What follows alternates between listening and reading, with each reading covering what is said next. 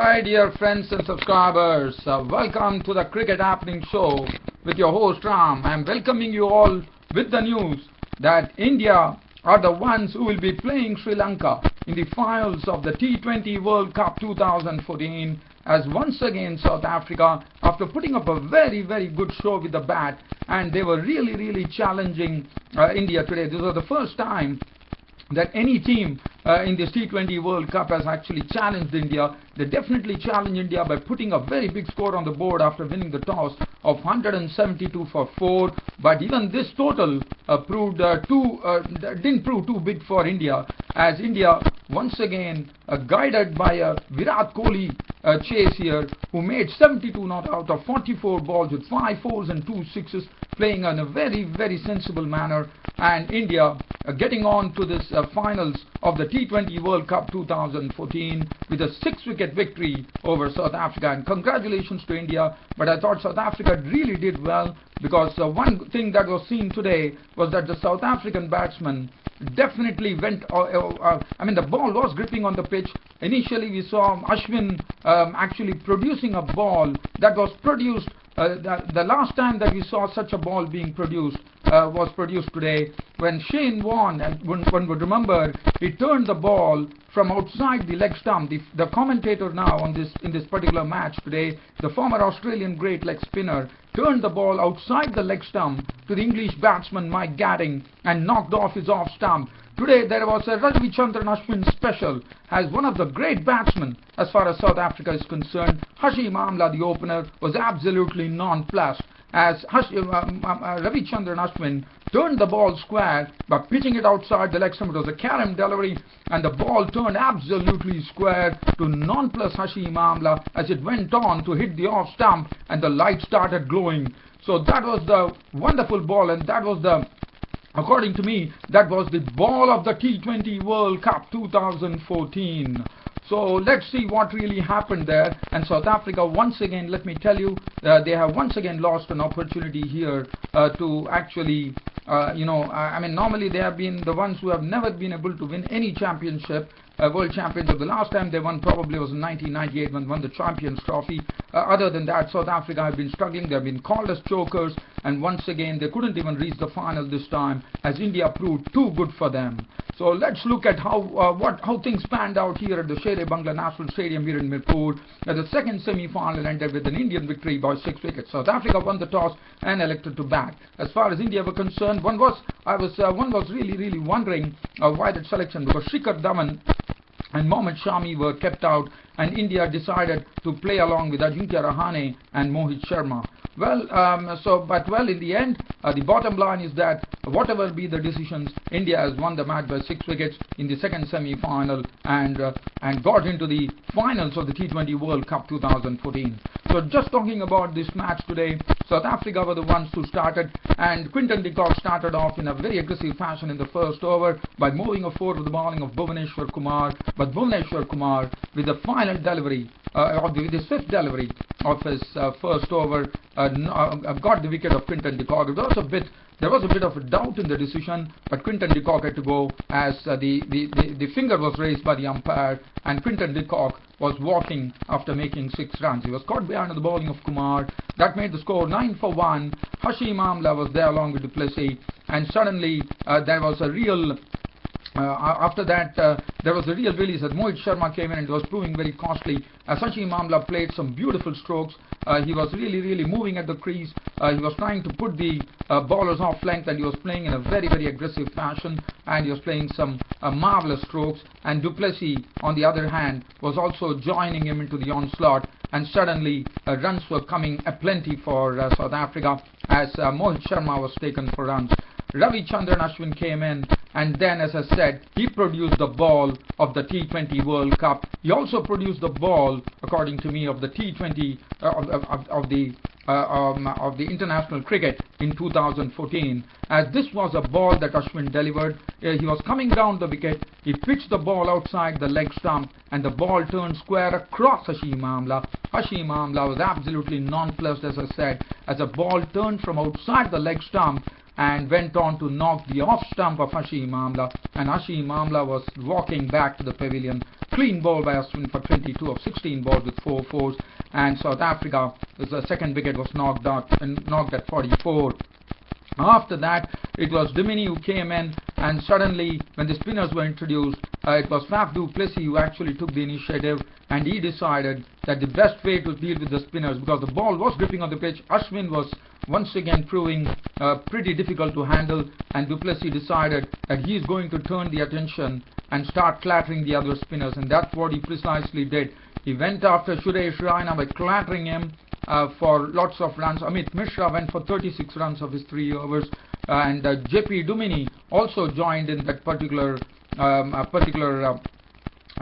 a sense attacking play that was going on, and this was a very punishing partnership that was going on, and it was really hurting India because 4s and 6s were coming aplenty. And then finally, with the score reaching 115, India got a wicket. Ashwin was brought back into the attack after 2 overs, and Ashwin, as usual, picked up the wicket as du Plessis was done in by an Ashwin slower delivery. It was clean ball by Ashwin for 58 of 41 balls with 5 fours and 2 sixes.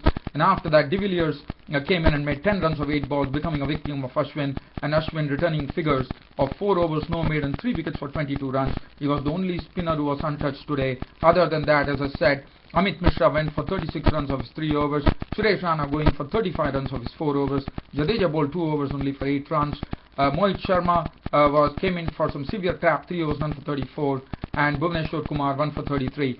In the end, JP Duminy slamming an unbeaten 45 40 balls, 1 4 and 3 sixes, and David Miller also really chiming in with a very useful 23 of 12 balls with 2 fours and 1 6. And the South Africans scored, as I said, this was the first time that any team in the T20 World Cup put up a challenging score, and they put up 172 for the loss of 4 wickets on the board. 172 for 4 wickets on the board. And as far as India's chase was concerned, it was started by Rohit Sharma and Ajinkya Rahane. Rohit Sharma in the first over itself, in fact, JP Duminy was given the ball. Duminy was the bowler who actually bowled the first over, and he was taken for runs. Rohit Sharma started hitting him for a 4, he hit him for a 6, and suddenly things were moving along. Ajinkya Rahane was trying to be a bit he was trying to give the strike to Rohit Sharma, and both of them had put up a good partnership. And in fact, Ajinkya Rahane hit one wonderful 6 of the bowling of Dale Steyn, which really left Dale Steyn nodding his head, as that was a superb shot which was played by Ajinkya Rahane. And Rohit Sharma and Ajinkya Rahane put on 39 runs for the first wicket before Buron Hendricks, who was really good, I thought, with his variations in bowling. He was having the slow bouncer in his armory, which he was bowling it in a very well disguised manner, and he was also taking the batsman by surprise, and he also used the slower ball to good effect, and here he was actually fooling Rohit Sharma with the delivery. With Rohit Sharma tried to hit him, and it went high up in the air. Du Plessis took the catch, and India lost their first wicket with a score on 24 of Rohit Sharma of 13 balls with 4 fours and 1 6, which made the score 39 for 1. And after that, Ajinkya Rahane was joined in by Virat Kohli. Ajinkya Rahane and Virat Kohli slowly took their time. They were not in any hurry. They really decided that they were really trying to settle themselves, and that's what they precisely did. After that, Wayne Parnell came in and picked up the wicket of Ajinkya Rahane. The partnership had yielded around 38 runs before Ajinkya Rahane was a victim of the bowling of Wayne Parnell. He was caught by de Villiers very well running in from the deep, and he was gone for 32 of 30 balls with 2 fours and 1 6. India scored at 77 for 2 at that stage.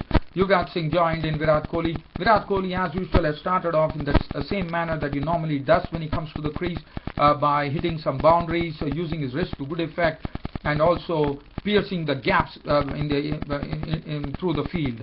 Yuvraj Singh came in, and Yuvraj Singh, well, I wouldn't say Yuvraj Singh really played a convincing knock today. He was not really getting his timing right, probably due to the injury. He was not able to use his feet well. Even when the spinners were bowling, one thought that Yuvraj Singh was really struggling at the crease, but nevertheless he contributed 18 runs in that partnership with Virat Kohli, when Virat Kohli was doing all the scoring as Yuvraj Singh was struggling for runs.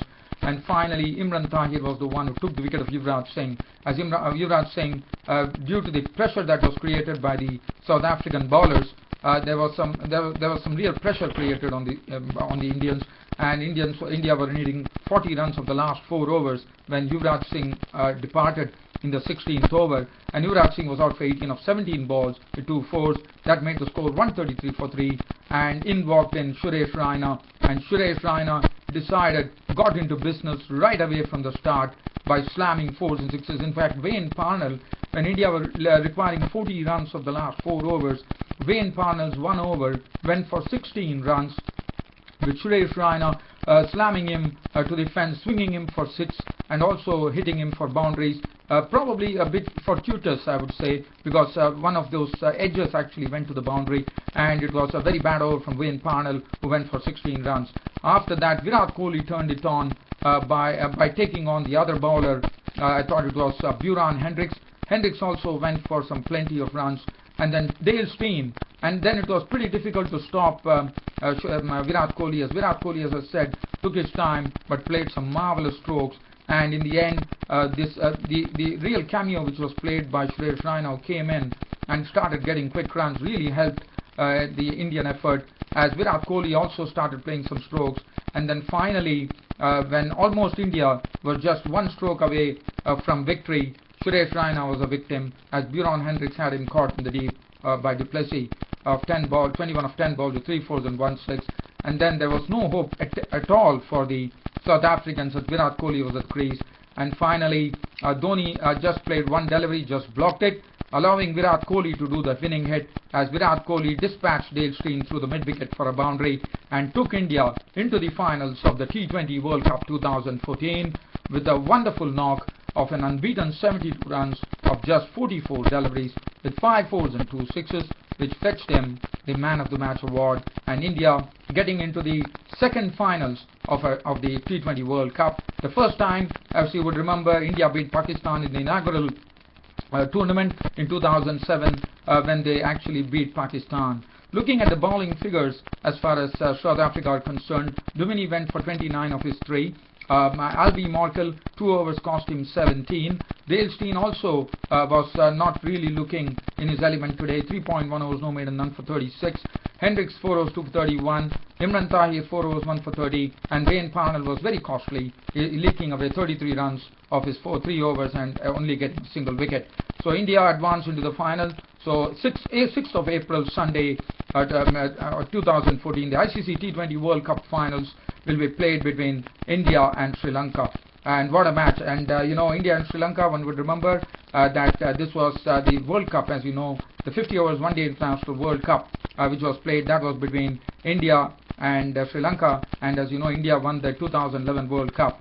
Whether now Sri Lanka would be definitely inching to actually try to put it across India, but whether what is going to happen will be known when both these teams, India and Sri Lanka, would be clashing in the finals of the ICC T20 World Cup 2014. So good luck to both the teams. And tomorrow, dear fans and subscribers, as you know, there will be a late cricket show on Saturday on Cricket Happenings, but I'll be doing a preview of the final game, the finals of the ICC T20 World Cup 2014 between India and Sri Lanka. Until then, it's goodbye for the day. Thank you.